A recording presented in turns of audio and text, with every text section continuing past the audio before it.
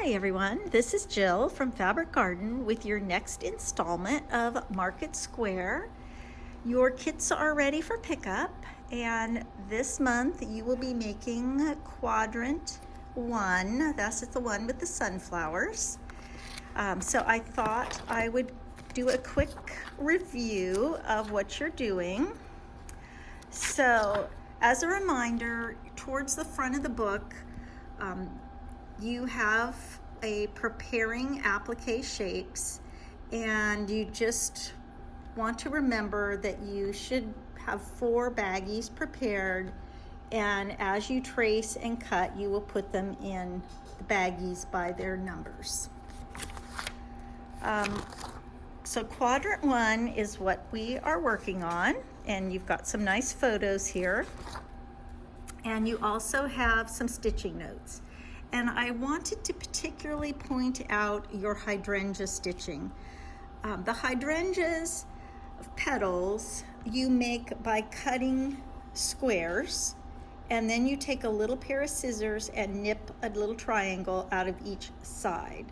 So instead of trying to cut that shape, you're going to first cut your squares, and you can do that with your rotary cutter, and then use a pair of sharp pointy scissors to cut out the little triangles.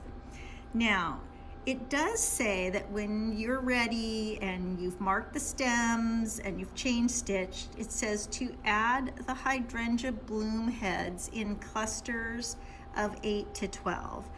But it does not talk about how you add them. I mean, imagine trying to stitch around all of these. There's so many of them.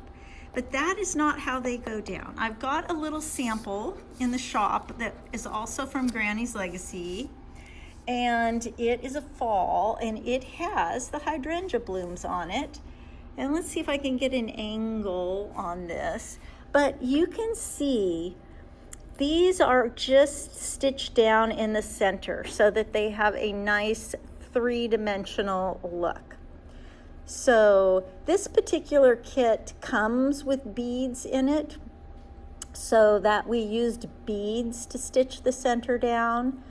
If you had some little beads, you could do that, or you could just use colonial knot or French knot to put these down. Because they're loose, I would not put any fusible behind this. So, because you're not going to fuse it down, you're just going to stitch it down with a knot in the center. So I would not recommend using fusible behind your hydrangea blooms. So let's head over to the wool selection. Let me tell you, I had to go through this a couple times to figure out what wool was what. Don't ask me why. You probably can figure it out in one go, but took me a little bit. So here we are in the 19 pages of your shapes. So last month we had quadrant 4, and so we already have some of our shapes prepared for quadrant 1. So let's go through here. So this is gold variegated. This is our sunflowers. So there is your gold variegated wool. And I'm just going to flip the pages. Gold heathered, we received that wool in month 2. Orange variegated, we got that in month 2. Also brown herringbone, we already have.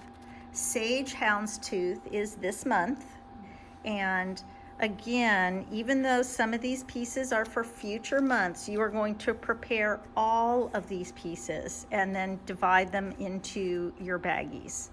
So there is your sage houndstooth. Olive variegated you got last month. Plum variegated is for a future. We do not have this yet. Teal herringbone. So here's our teal herringbone. And you can see here are some of those squares that you are going to cut for your hydrangea. And you're also preparing for other months, but I can see we've got 21 and 20 in here which are your dragonflies.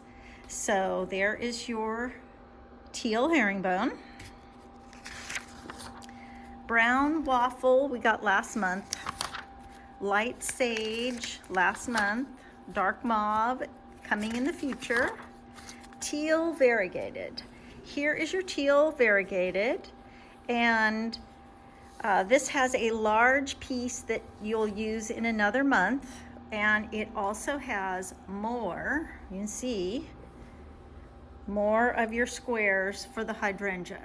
So your hydrangea is both of these mixed together to get that nice, look. Okay, eggplant is another month. Dark rust we already have. Dark olive glen plaid. Some of our larger leaves are this glen plaid. Orange variegated. This is your big piece in there. This is your orange variegated. It's pretty close to red, but that is it. And then rust is another month. And here we go, the last one for this month, dark olive variegated. And again, we've got some large leaves, quite a few leaves made out of this. So this is your dark olive variegated.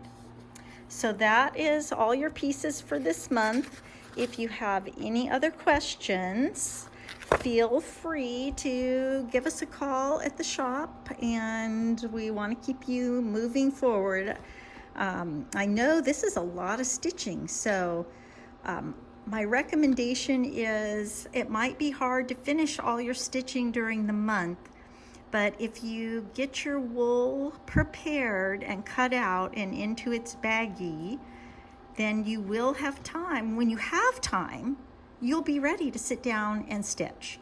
So that is my recommendation. So thanks for watching, and I'll make another little video next month.